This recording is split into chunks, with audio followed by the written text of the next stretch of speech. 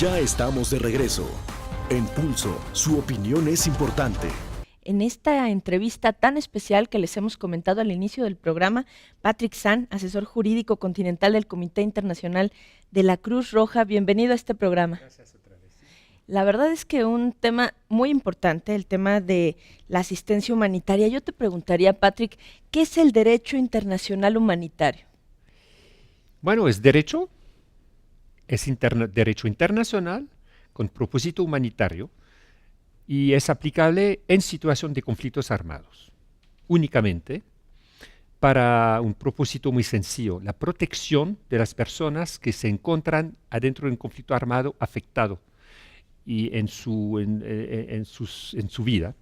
Y más que todo afectado porque pueden ser, y nunca podrían ser objeto de ataque, y tienen que ser protegidos los, por ejemplo, civiles o bien los heridos, combatientes o los que no combaten en general o que no combaten más, tienen que ser protegidos. Entonces, puede llamar la atención de la gente que podría ser, cuando se respecta, hace una diferencia entre la vida y la muerte, entre una situación aceptable y una situación inaceptable. También limite la capacidad de las partes a un conflicto armado. Concretamente, si son dos estados que pelean entre sus fuerzas, bueno, son las fuerzas armadas y que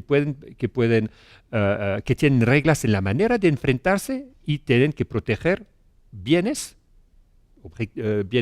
civiles y a las personas que no participan a los esfuerzos militares, para decir las cosas sencillas. Y pueden utilizar de unas armas y no pueden utilizar de otras armas. Las pueden utilizar de una manera y no de otra manera. Ejemplo, armas de armas químicas. De destrucción masiva están prohibidas porque pueden matar a todos. Civiles, no civiles. Combatientes, no combatientes, mejor dicho.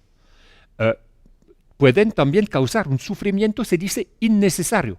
Entonces se puede matar a alguien, a personas combatientes en un conflicto armado, pero no se pueden matar para generar un sufrimiento excesivo, con armas que matan innecesariamente, con un sufrimiento francamente doloroso.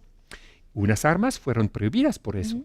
Por ejemplo, minas antipersonales, convencionales, totalmente convencionales, pero generando un sufrimiento innecesario y más que todo también con una capacidad de matar en tiempo de paz aún, y no solamente de guerra, después un conflicto armado, y también a civiles como campesinos, como también a combatientes. Y también el uso debe ser proporcionado al objetivo del combate. Entonces debe ser proporcional. Y también se debe tomar un montón de precauciones para evitar que haya daño hacia los civiles que se deben proteger. En otras palabras, son reglas del juego adentro de un conflicto armado. Puede ser un conflicto armado, y es el caso de la mayoría de los conflictos armados hoy no internacionales. Entonces, entre una parte gubernamental y una parte no gubernamental, pero también entre dos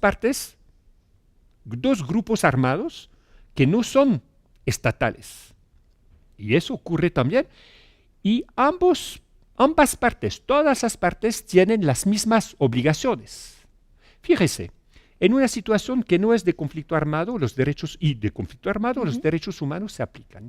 Significa que los estados tienen la obligación de proteger a su gente. En una relación de estado que debe la protección, se hablaba de inmigración, que debe la protección a su gente. En un conflicto armado, pero los grupos armados irregulares no tienen obligaciones en materia de derechos humanos para asegurar la protección y otros derechos de libertades públicas, se puede decir así. Pero en un conflicto armado tienen obligación de preservar la vida y la dignidad de las personas, la protección de las personas, asegurar su asistencia en todos sentidos. Y eso hace mucha diferencia porque hay igualdad de obligaciones legal, pero concretamente hay que se haga.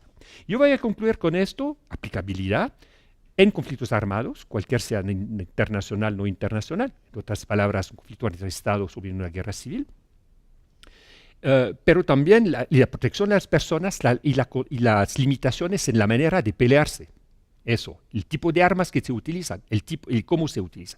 Yo lo mencioné. Entonces son reglas que tienen todos un carácter imperativo, con instrumentos y tratados internacionales por la mayoría que son o bien universalmente ratificados, como es el caso de los convenios de Ginebra, o bien que están por ser universalmente ratificados y la mayor parte de sus normas, se dice en término jurídico, son normas consuetudinarias que se aplican a todos, en todos los conflictos armados, a todas las partes. No hay reglas en el mundo, en términos de derecho internacional, que cada Estado tiene que aplicar en su país, ya, que son más imperativas y que contribuyen más a la paz y la seguridad internacional. Entonces estamos hablando de un tema muy particular. Entonces yo puedo imaginar que la gente que nos escucha va a decir, conocemos muchos casos los cuales esas reglas no fueron aplicadas. Bueno, yo voy a decirles que estamos en un mundo imperfecto, especialmente el mundo internacional, pero no hay reglas más imperativas que estas, que son leyes de humanidad, que todos los estados, yo digo todos los estados, se comprometieron a respetar en su país, ya en tiempo de paz, como lo hace México, o hacer respetar, asegurar, tienen la legitimidad un país como México y otros países de preocuparse de cómo se respecta en el mundo, en otros conflictos, esas normas. Es una responsabilidad colectiva y las violaciones de ese derecho, las violaciones graves, ¿cómo se llaman? Se llaman, las violaciones graves al derecho internacional humanitario se llaman crímenes de guerra. ¿Qué son crímenes de guerra? Son violaciones graves al derecho internacional humanitario. Un tema muy importante que has tocado y me imagino que además muy complejo. ¿Cómo ha logrado la legitimidad la Cruz Roja Internacional en este caso para poder, de alguna manera, sin ser gobierno, sin ser Estado, participar directamente con ayuda y asistencia humanitaria en este tipo de conflictos, tanto entre dos países, por decirlo así, como en guerras civiles? Es un milagro que es posible únicamente porque los países, al ratificar, al elaborar esos tratados, al ratificarlos, al asegurar que ahora son de normas consuetudinarias, entonces que se imponen a todos, es por el mandato que nos otorgó a través de los tratados de actuar como intermediario neutral, sin hablar de contribuir al desarrollo y la aplicación del derecho, pero de actuar como intermediario neutral entre todas las partes, cualquier sea la calificación política, pero la calificación jurídica de grupos armados, para permitir que ellos protegen. No somos nosotros que protegen, son las partes que deben proteger. Entonces es un milagro nacido del derecho, nacido de los principios fundamentales de la acción de la Cruz Roja y no las nuestra, que es independencia de cualquier poder político, imparcial entre todas esas partes. Según las necesidades se protege y se asiste. Y neutral, entonces no nos metemos en el debate político que oponen la gente, y eso para abrir espacios humanitarios que permite que haya luz en las tinieblas. Y eso es un milagro permanente que el derecho y que la voluntad de los estados, que lo expresan regularmente, asegurar que se respete y que se haga respetar en el multilateral y se respecta a nivel nacional, como aquí en México, que el país ratifica los tratados y trabaja a su aplicación e integración de las Fuerzas Armadas para que permitir que esas reglas se pongan en marcha y que sus violaciones se sancionen. Patrick, de manera muy rápida, ¿qué te llamó a ti? O sea, ¿qué fue lo que interiormente te dijo a ti? Voy a dedicarme a trabajar en un tema nada fácil, además, viajando por todo el mundo.